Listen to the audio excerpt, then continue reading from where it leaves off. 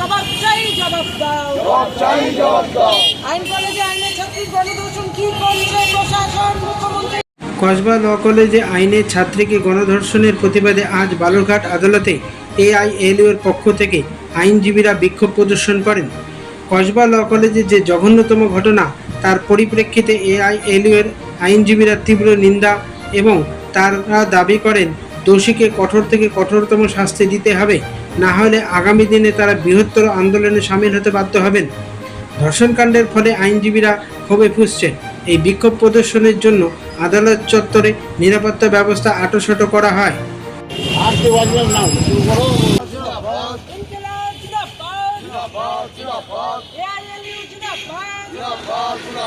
South Kolkata ল কলেজের ছাত্রী আইনের ছাত্রীকে গণধর্ষণ হলো কেন, মুখ্যমন্ত্রী? জবাব চাই, জবাব দাও।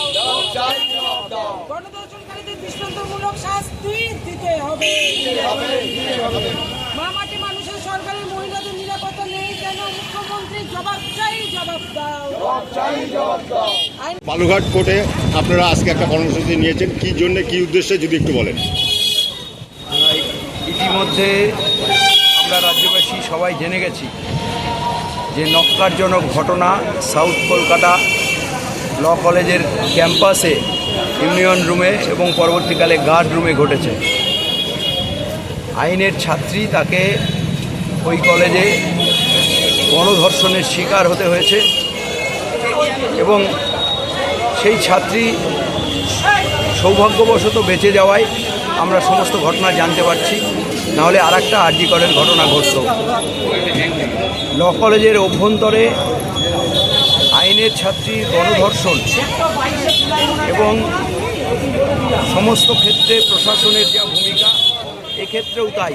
আপনারা জানেন যে কাকদ্বীপ, কামদুনি, হাঁসখালি, সন্দেশখালি, আরজিকর সমস্ত ক্ষেত্রেই ছোট ঘটনা, বানানো ঘটনা, সাজানো ঘটনা বলে রাজ্যের মুখ্যমন্ত্রী বারবার আড়াল করার চেষ্টা করেছেন। রাজ্যের ধর্ষক, খুনি, তাদের আড়াল করার চেষ্টা করেছেন।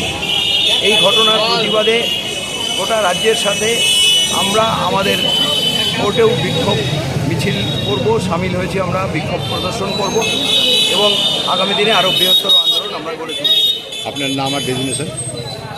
আমি অল ইন্ডিয়া লয়ার্স ইউনিয়নের ন্যাশনাল এক্সিকিউটিভ কমিটি নাম?